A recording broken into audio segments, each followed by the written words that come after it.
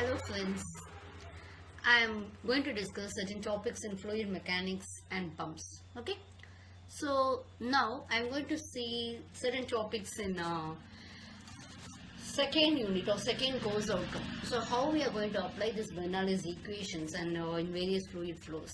Okay, that's what we are going to see it. I'll say to it.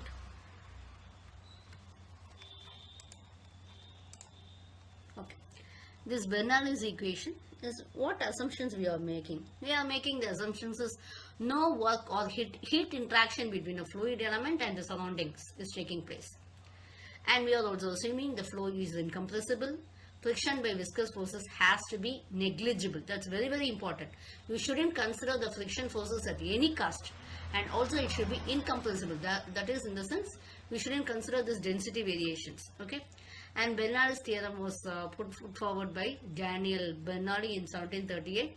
So we have P by rho g plus V square by 2g plus Z is equal to C1, or C1 is a constant. And what is meant by P by rho g is actually we called it as a static head or the pressure head, is the flow work per unit mass.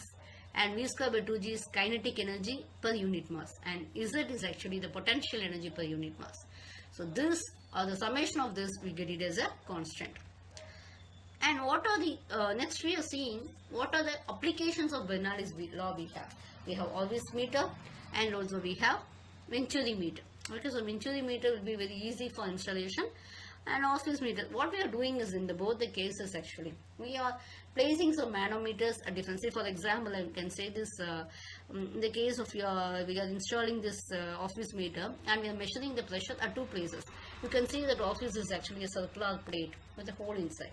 Venturi meter, you have a converging section, you have a throat, and also you do have a diverging section. I'll just discuss. So Venturi meter is a device used for the measurement of a flow in a pipeline. It's based on the principle of Bernoulli's equation. It has a converging cone, your short cylindrical throat, and a diverging cone. Okay.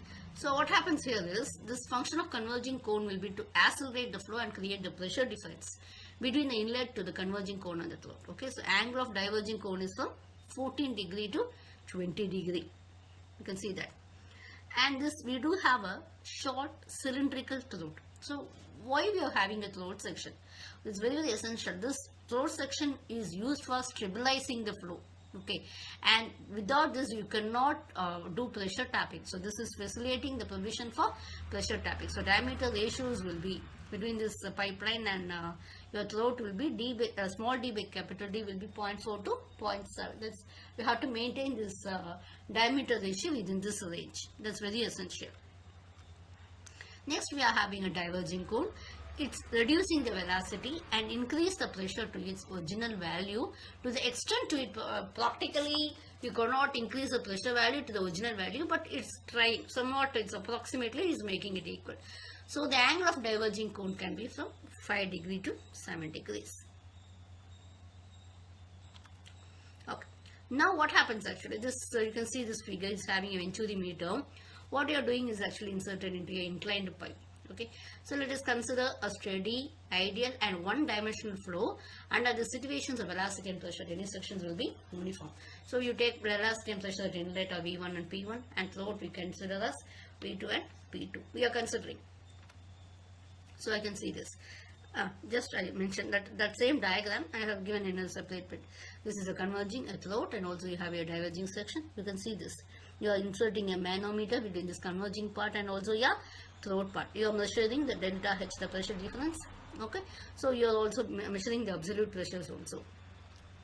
So this is you are applying the Bernoulli's equation between these two sections. So now rho is the density, it will be equal. So we are making it as V2A2 is by continuity equation, right? V2A2 is equal to V1A1. The A1, A2 are the cross section areas and V1 or V2 are velocity. So I am rewriting this equation. Okay, V2 square by 2D. We get it as V2 is equal to root of 1 minus A2 square by A1 square into root of 2G H1 star H1 minus H2. This is the isometric pressure heads. Okay, at a point nearly 1 and 2. So we have got some formula for finding your velocity at the point 2. So now what is H1 star? So H1 is actually a P1 by rho g plus Z1. So these are heads.